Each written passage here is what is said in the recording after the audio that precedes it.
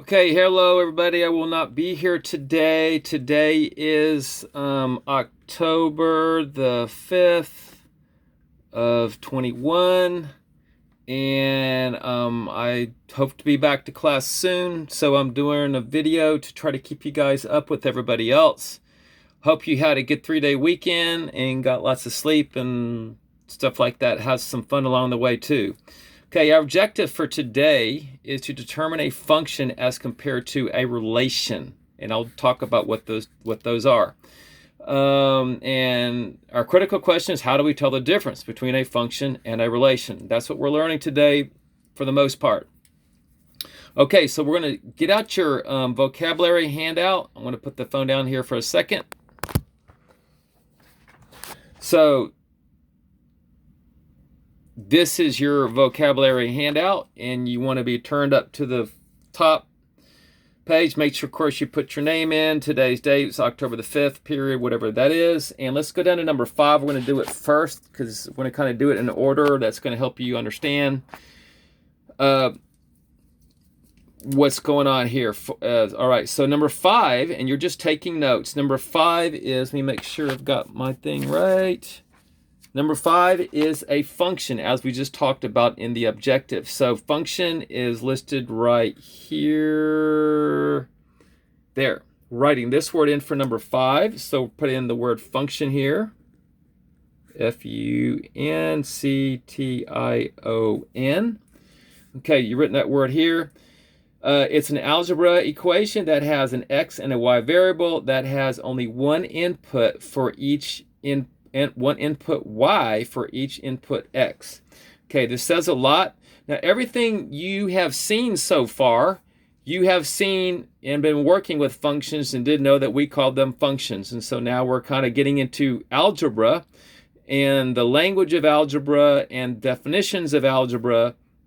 So a function is, in its most simplest form, is an example, something like this. Y equals to 3x plus 5. Okay, that is a function. All right, and so we can graph this, we can put this into a table, we can do different things with it. We can use it to tell if x is 20, we can figure out what y is. If x is 300, we can figure out what y is. If x is a negative 20, we can figure out what y is. By multiplying it, the x by whatever it is, by 3, then adding 5, and we get our y value. Okay, this is probably your first time you maybe have seen the x, an x and a y together in a algebra equation, and so you're going to see this a lot. All right, you're going to see this a whole bunch for the rest of the year. Okay, so once again, it's an algebra equation that has an x and a y variable. So there you go. These are your two variables. They will get numbers whenever they need to get numbers. And okay, it has one. The main thing we want to learn that a function is, it has one output for each input. There's only, for each input, there's only one y output, and there's no repetitions. We're going to look at that. Okay, so let's go on to look at let's go ahead and look at number 6. Okay, and that is a relation. And a relation is right there. We're writing this word in for number 6. So I'm going to write this over here. Okay, so number 6 is a relation. It is a set of ordered pairs that is not a function. It will have more than one output for at least one of the inputs. For example, we have the ordered pair 2, 4, 3, 5, 3, 5, and 3, 6. Now, I'll explain this more in a little bit in a second. The last two ordered pairs have two different outputs for the same input. And so I will clarify this more, but the number on the left represents the x value. The number on the right represents the y value. Now, these ordered pairs do not match with this equation, but I'm just, for example, so we have an x value here with an output of 5. We have an x value here with an output of -6. So we have the same x value with two different outputs, or two different y values.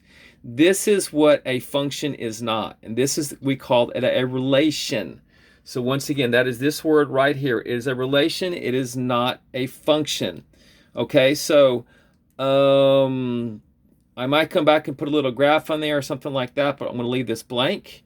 Okay, so let's go back up and look up what ordered pairs are, since I just talked about that. So that is number 2, okay? Ordered pairs, pair or pairs is this word right here. We're going to put this right here for number 2. So write down those 2 words. Ordered pairs, and the extra S means it could be plural or it could be singular, or we could have one or just many. Okay, these are examples of ordered pairs. Okay, now just to make sure so it is a list of ordered pairs. The left value is the X, the right value is Y, so in this order.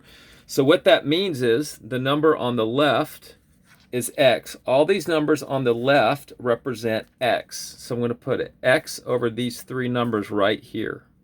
So go ahead and do that. Okay, then on the right, we're going to put a Y over the numbers on the right. So that is a Y.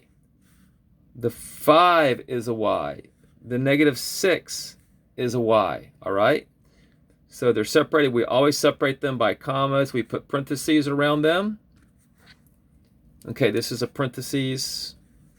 All right, so they all get parentheses. So, get used to seeing that. You're going to see this a lot for the rest of the school year. Okay? All right, so we've got ordered pairs. We've got a function. Has only one output Y for each input X. We have a relationship with can have 2 different outputs. All right, we talked about that. So now let's go look at we want to use this same function right here, Y equals 3X plus 5, onto the next page. So let's turn this over. Well, I may switch that, but let's turn this over to the back side, and we're going to look at, where is it? It is a function table. We're looking at this, and this is going to be number 12 on the back side. So let's just flip over.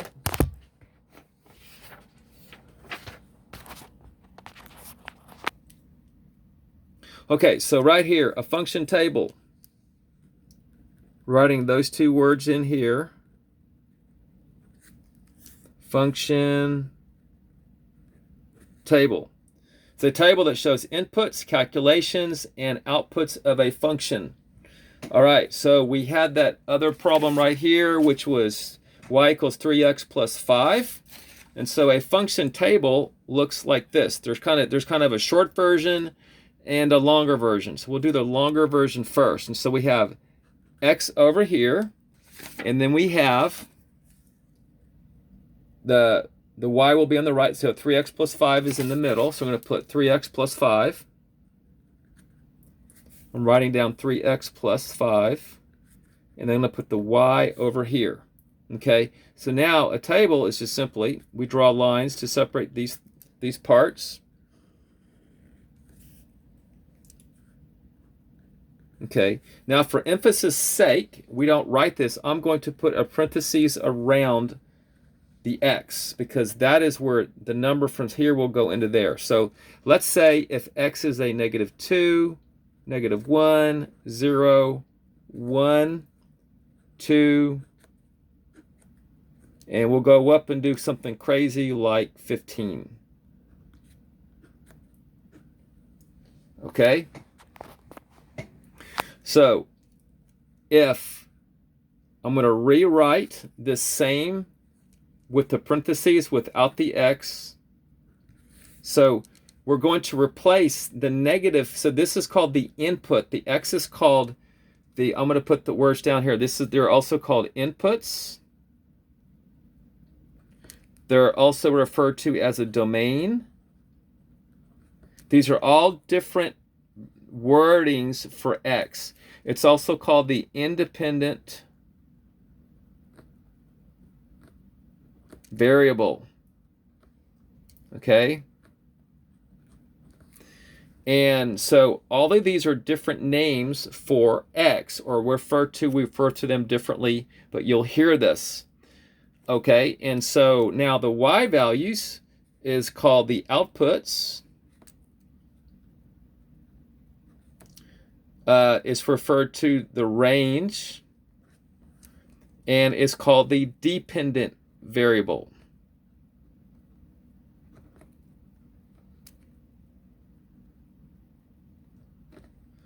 Okay, that is what our y values are. Okay, so it's also good to go ahead and write these down: outputs, range, dependent variable on the right side. So please be copying this down. And the inputs domain, independent variable. We'll give you about 15 seconds to write that down.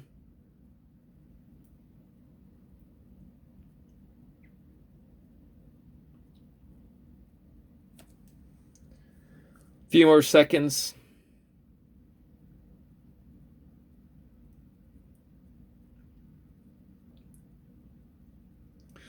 All right, okay. So if x is -2, we're going to replace the x. We're going to put this in, we're going to input it. We're going to put it in place of the x here. So we're going to put a -2 right here. And so what that means is we're multiplying 3 times -2, then adding 5.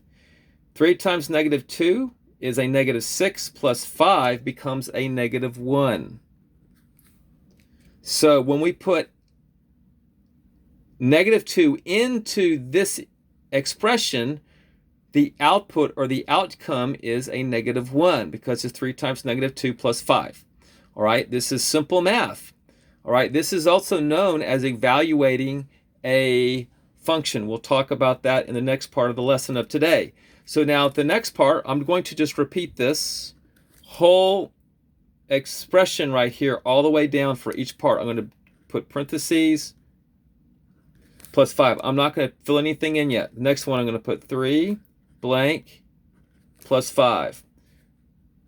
3 blank parentheses plus 5. Repeating it 2 more times. 3 blank parentheses plus 5. 3 blank parentheses add 5. Okay, so now each place I'm going to, for each one of these, I'm going to replace, as here -2, a -1 goes here, 0 goes here, 1 goes here, 2 goes here, 15 goes right here. So just write those in: -1, 0, 1, 2, and 15. So now this is just straightforward math. 3 times a -1 is 3, plus 5, that is a negative,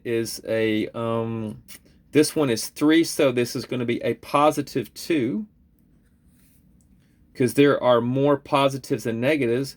This one had one more negative than positive, so that's why we ended up with a -1. Okay, 3 times 0 is 0 plus 5, so that's just going to be 5. Okay, 3 times 1 is 3. This is plus 5 is going to be 8. This is 6 plus 5 is 11. +6 plus 5. This is 45 plus 5 is going to be 50. Okay, I could have chose other values for x, but typically we hover, or we use values around 0 unless the problem or the situation we need to use bigger numbers or other numbers. We can put fractions here. We can put mixed numbers. We can put decimal numbers, but we're starting with whole numbers just to keep it simple for you to process. Okay, so that's a function table.